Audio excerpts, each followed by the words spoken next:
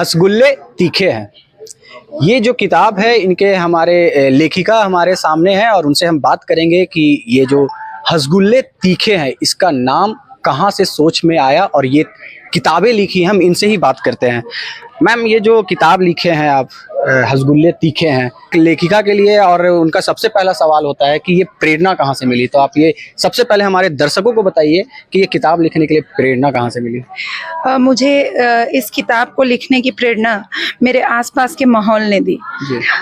जब मैं पढ़ाई कर रही थी और पढ़ाई के बाद भी जो माहौल मुझे मिला तो मुझे लगा कि हर क्षण हर पल में कुछ हंसी का पुट होता है जो हम लोग खोते जा रहे हैं। और हम लोग अब मोबाइल और सोशल मीडिया की दुनिया में चले गए हैं।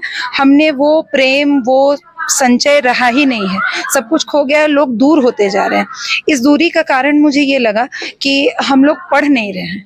तो चूंकि मैं पढ़ी लिखी हूँ, मैं पेशे से एक दंत चिकित्सक हूँ, मैंने पढ़ाई की है और मैंने बहुत साहित्य भी पढ़ा है। तो मुझे ऐसा लगा था कि मैं जब पढ़ती थी तो मैं अपने आसपास की दुनिया से ज़्यादा कनेक्टेड थी। मुझे पता चलता था कि अभी का जो परिदृश्य है उसमें क्या चल रहा है, अभी के परिदृश्य में क्या बदलना चाहिए। अब हम लोग उस चीज़ से कट रहे हैं। आपने भी गौर किया होगा, आपके घर में भी जो बच्चे हैं उन्हें आसपास के बारे में कुछ नहीं पता। हम लोगों को गिल्ली डंडा पता था, हम लोगों को पता था कि कैसे मौसम बदलता है, कैसे सूरज की दिशा बदलती है तो समय बदलता है। आजकल के बच्चों को वो नहीं पता है। आजकल के बच्चों को शायद घड़ी का कांटा भी नहीं पता है। उन्हें पता है मोबाइल पे समय दिख जाएगा। वो सीखने की कोशिश भी नहीं करते हैं। तो मुझे ऐसा लगा कि कटाक्ष के माध्यम से जो हम में कमी है उसको उजागर किया जाए और छोटी छोटी कहानियों या छोटे छोटे आलेखों के माध्यम से मैं आज की जो युवा पीढ़ी है उनको मैं पढ़ाई से जोड़ सकती हूँ। और पढ़ना अच्छा होता है, ये तो सबको पता है। आज जो लोकार्पण हुआ इन किताब का, तो लोगों को क्या कहेंगे। मैं लोगों को कहूँगी कि आप पढ़ने का जो पढ़ाई का जो माहौल है उससे दूर नहीं जाइए। किसी भी समाज को आप अगर बढ़ते हुए देख रहे हैं तो उसका सबसे बड़ा कारण होता है पढ़ाई। उसका सबसे बड़ा लक्ष्य है कि आप ऊपर उठें, अपने समाज से, अपने आसपास के लोगों को आप ऊपर उठाएं, जागरूक कर सकें। उसके लिए मेरे तरफ से ये कंट्रीब्यूशन है। मैं ये नहीं कहूँगी कि मेरी किताब सर्वोत्तम है, इसी को पढ़ के आपको जानकारी मिलेगी, पर शायद आपको जीने में जो आपने जो कला मिस की है या जो छोटी छोटी चीज़ें हैं, खुशी है, वो जो आप खो रहे हैं वो शायद आपको मिले। तो मैं कहूँगी ज़रूरी नहीं है मेरी तो बिल्कुल नहीं, मैं बिल्कुल नहीं हूँ। आप पुराने साहित्यकारों से ही शुरू करें और पढ़ें। पढ़ने से आपको बहुत सारी चीज़ें समझ में आएंगी। मैम, क्या लगता है आजकल के ज़माने जो डिजिटल है, लोग मोबाइल ज़्यादा यूज़ करते हैं, वो क्या इस किताब की ओर आकर्षित होंगे। बिल्कुल बिल्कुल होंगे, क्योंकि छोटे छोटे चैप्टर्स उन्हीं को ध्यान में रखते हुए लिखे गए हैं। और उनको जो सार गर्भित साहित्य है कि बहुत ही दुख का पहलू लिखा जाए या बहुत ही सार गर्भित कोई रचना लिखी जाए तो शायद उनको समझ में नहीं आए। क्योंकि अब जो पढ़ाई है और जो अब पढ़ने का स्तर है वो बहुत स्तरीय है, स्तरहीन है। बच्चे बहुत ऊपर की पढ़ाई करते हैं। मैंने उन्हीं के शब्दों में लिखने की कोशिश की है ताकि वो पढ़ने से नजदीक आए। जी मैम, जैसा मैंने कुछ पढ़ा है, तीज की बात करें जी, या फिर व्रत उपवास की बात करें या फिर बदलता जमाना की बात करें, ये तीनों मैंने अभी पढ़ा है। तो इन तीनों में लगभग मुझे लग रहा है कि पुराने जमाने से और अभी के जमाने में कॉमेडी, जैसे तीज में एक महिला व्रत से ये कर रही है, कंफ्यूज हो रही है कि हम क्यों करें, कैसे करें, लोगों को देखते हुए कहीं ये दिखावा ना हो जाए। तो ये चीज आप जो किए हैं हमेशा पुराने जमाने से और अभी के जमाने में तुलना की है, लगभग ये सारी जो कहानियां ऐसा ही है क्या। देखिए, समाज परिवर्तन का दौर है। समाज में हमेशा परिवर्तन होता है, चाहे वो साहित्य हो, चाहे आपका परिदृश्य हो, हर चीज। आप कभी भी ऐसा नहीं हुआ होगा। अभी से मैंने जावेद अख्तर को एक बार सुना था झारखंड लिटरेरी फेस्ट में।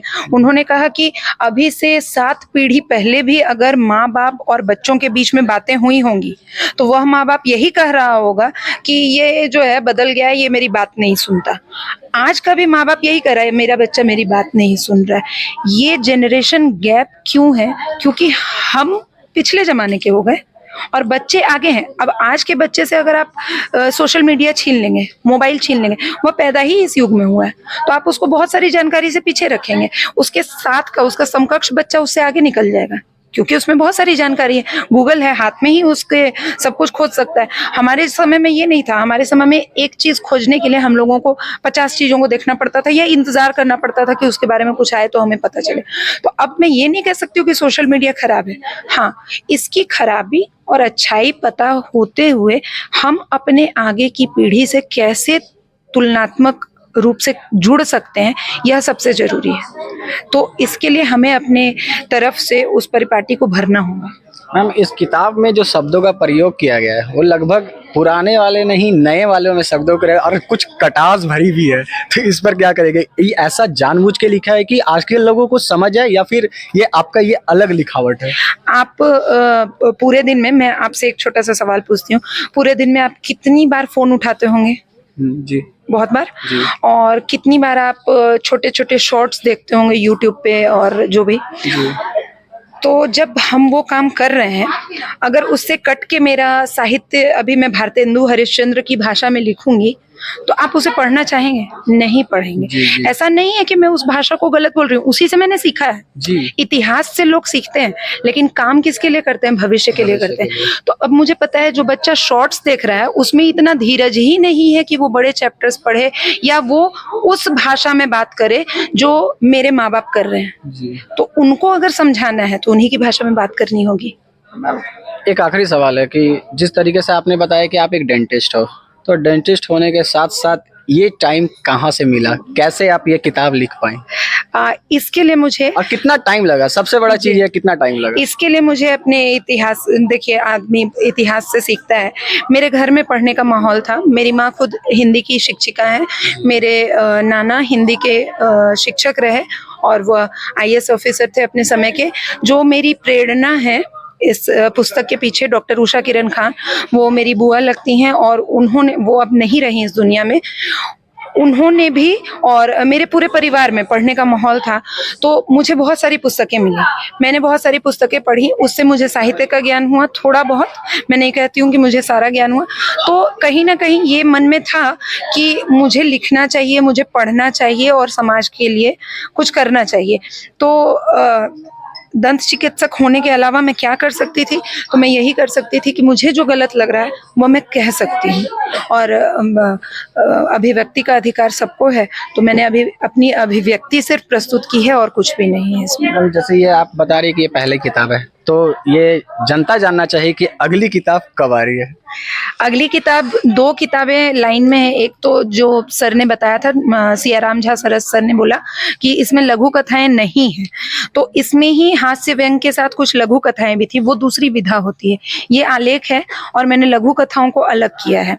तो वो लघु कथाएं तो लगभग तैयार हैं, कुछ महीनों में, शायद इस साल के अंत में आ जाए।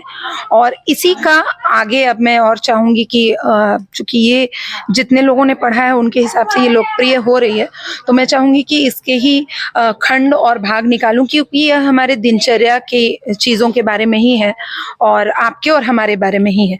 तो हमारे साथ तो बातें हर दिन हो रही हैं, तो उसे मैं उतार सकती हूँ।